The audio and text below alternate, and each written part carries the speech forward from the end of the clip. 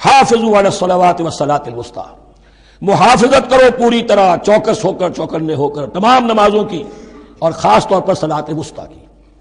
یعنی بار بار جو آ رہا ہے جان لو اللہ جانتا ہے، جان لو اللہ دیکھ رہا ہے، جو کچھ تم کر رہے ہو اللہ کی نگاہ میں ہے، جو کچھ تم کر رہے ہو اللہ باخبر ہے، یہ سارا کچھ جو ہے یہ اللہ کی یاد ذہن میں برقرار رکھنے کے لیے تمہیں نماز دی گئی ہے۔ 5 وقتہ تم حاضر ہو، دنیا کے کاروبار سے نکلو اور آ کر پھر عہد اللہ سے اپنا جو ہے، یہ جو حفیظ کا ایک شعر ہے، آؤ سجدے میں گرے لوح جبیں تازہ کریں، سرکشی نے کر دیے دھندلے نقوش بندگی، آؤ سجدے میں گرے لوح جبیں تازہ کریں۔ یہاں پر جو ہمارا بندگی کا نقش تھا سرکشی کی وجہ سے وہ دھندلے ہو گئے ہیں، سرکشی نے کر دیے دھندلے نقوش بندگی، آؤ سجدے میں گرے لوح جبیں تازہ کریں، کہ پھر اس پر اللہ تعالیٰ کے ساتھ جو عہد کیا ہے ایاک نعبد و ایاک نستعین اسے پھر تازہ کریں۔ حافظوا علی الصلوات والصلاۃ الوسطی، صلاۃ وسطی کے بارے میں بہت سے اقوال ہیں، لیکن عام طور پر اس سے مراد عصر کی نماز لی گئی ہے۔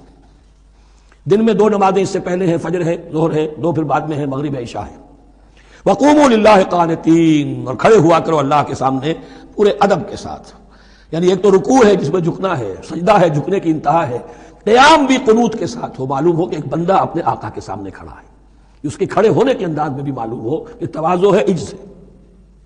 فَإِنْ خِفْتُمْ فَرِجَالًا أَوْ رُكْبَانًا، اور اگر تم خوف کی حالت میں ہو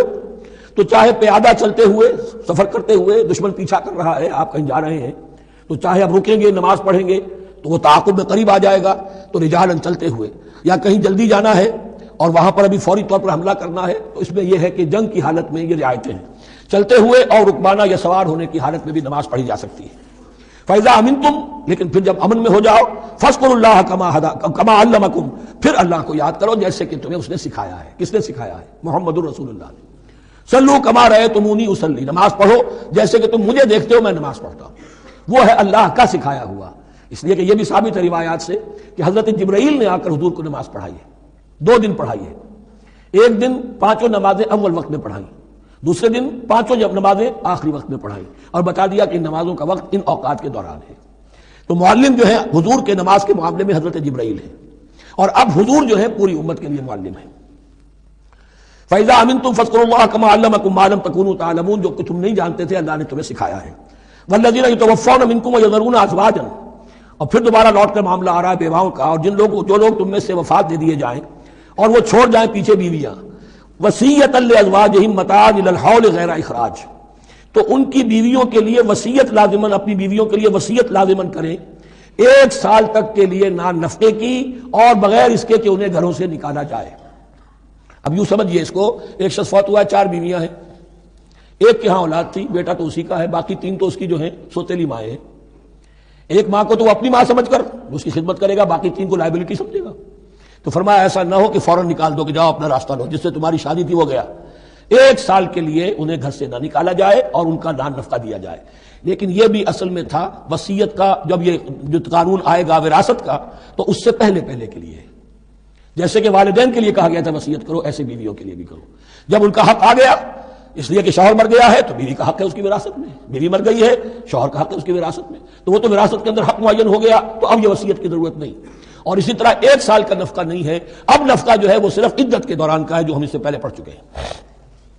فَإِنْ خَرَجْنَا فَلَا جُنَاحَ عَلَيْكُمْ فِي مَا فَعَلْنَ فِي أَنفُسِهِنَّ، لیکن اگر وہ خود نکل جائیں، ظاہر بات ہے کہ عدت ہوتی 4 مہینے 10 دن،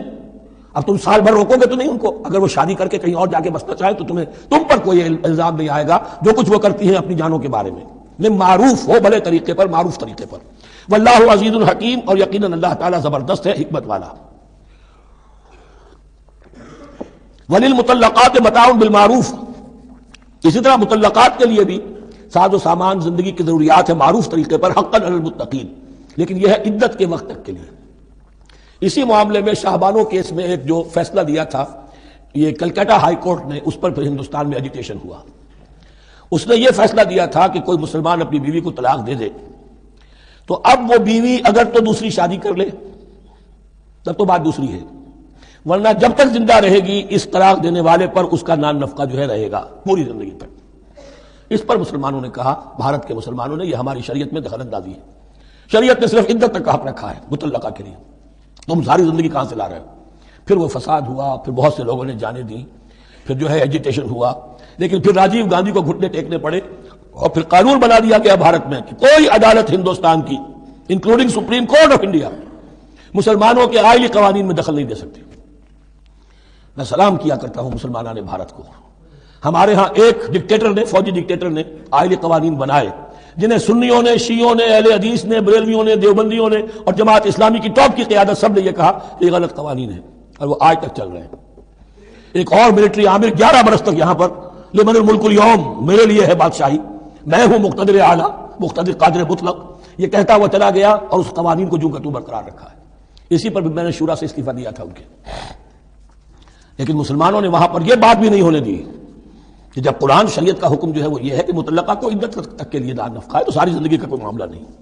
کذالک یبین اللہ لکم آیاتہ لعلکم تعقلون، اسی طرح اللہ تعالیٰ تمہارے لیے اپنی آیات کو واضح کر رہا ہے تاکہ تم عقل سے کام لو اور سمجھو۔